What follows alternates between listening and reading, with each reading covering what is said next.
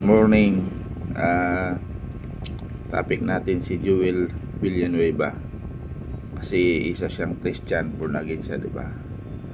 Marami namang klaseng born again eh. May nakasulat kasi sa Bible eh.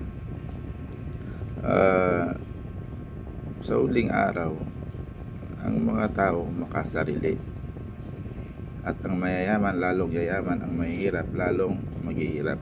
Nakasulat naman yun eh. Kaya ito na yung mga politiko na sarili na lang iniisip nila, no? Tumatanggap sila ng pera na hindi nila pinaghirapan. Basta tumanggap ka ng pera na hindi mo pinaghirapan, eh masama na yan. Kasi sabi nga sa Bible uh, nung nagkasala si Adan, gumapang ka sa hirap, ikaw lahat ang magtatrabaho. Sinabi niya sa lalaki yon. Kaya yun, ang lalaki magtatrabaho, galing sa pawis mo ang kakainin nyo. So ang mga politiko hindi naman tumanggap ng pera galing sa pinaghirapan nila, easy money, tumanggap lang sila. So yan ay hindi galing sa mabuti. Yung mga tinatanggap nila na pera ng mga taong bayan yan. Buwis yun, hindi nila pera yun. Dapat hindi nila tinanggap yun, lalo na si Joel Villanueva, Christian. Alam niya na yun. Kaya ang tanong doon, kilala kaya siya ng Diyos? Yun ang tanong doon. Baka hindi siya kilala kasi mayroon din nakasulat sa Bible, pagdating sa paghuhukom, kung huhukuman na ang tao, sasabihin ng tao, Lord, kami po ay nangaral, nagturo, pinapanalangin namin ang mga may sakit sa pangalan nyo, nagturo po kami sa inyong pangalan. Yun ang sasabihin ng tao.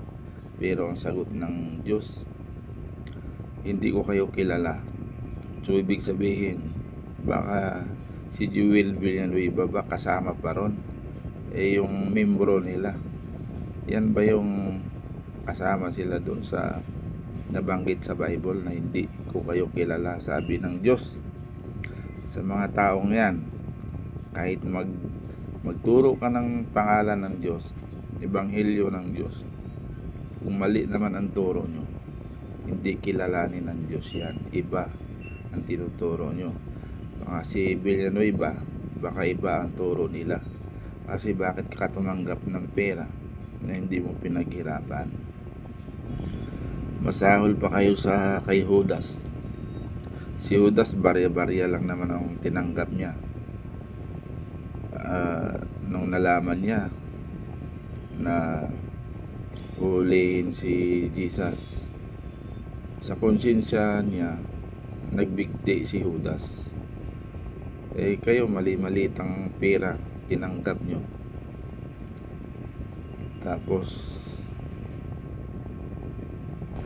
tapos mayroong mga kasamahan nyo na gusto malaman ang katotohanan, malaman kung sino ang mastermind, paano napunta ang pera sa mga kasama nyo.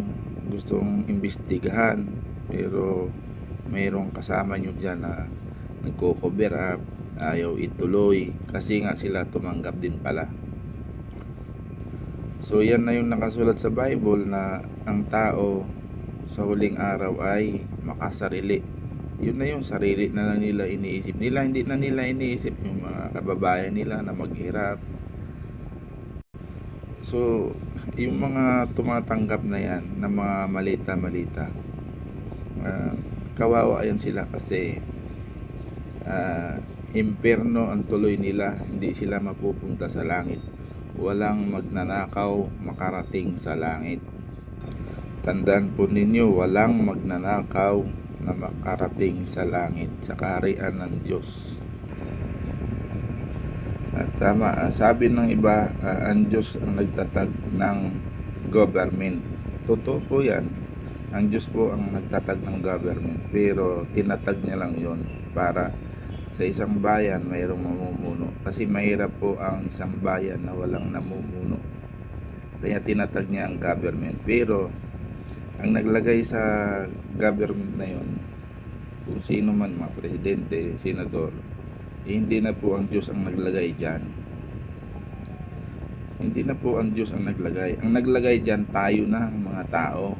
Kasi tayo namimili. May free will tayo. May kanya-kanya tayong gusto. Kahit nga sa kaligtasan, may free will. Pinabayaan tayo ng Diyos kung saan ka gusto. Diba? Kaya dyan sa mga nananalo ng mga politiko, tao na ang naglagay dyan. Hindi na ang Diyos ang naglagay dyan. Tayo na. Ang Diyos ang nag-umpisa. Ang Diyos ang naglagay ang gumawa ng government. Siya yung nag-create ng government. Pero ang naglagay ngayon sa mga politiko na mga magnanakaw, hindi na ang Diyos yan. Tayo na mga Pilipino. Kasi kung ang Diyos ang naglagay dyan sa kanila mismo, hindi naman siguro ganon ang Diyos. Diba? Na maglagay siya ng isang magnanakaw na kurat. Pag ang Diyos ang naglagay, hindi na ang Diyos ang naglagay dyan. Siya lang yung nag-create ng government. Sa kanya lang nag-umpisa yon. Pero ang naglagay dyan ng mga opisyal, gaya ng presidente, mga senador, mga mayor, tayo na yung mga tao. Tayo nang pumili. May free will tayong pumili kung saan tayo gusto. Yun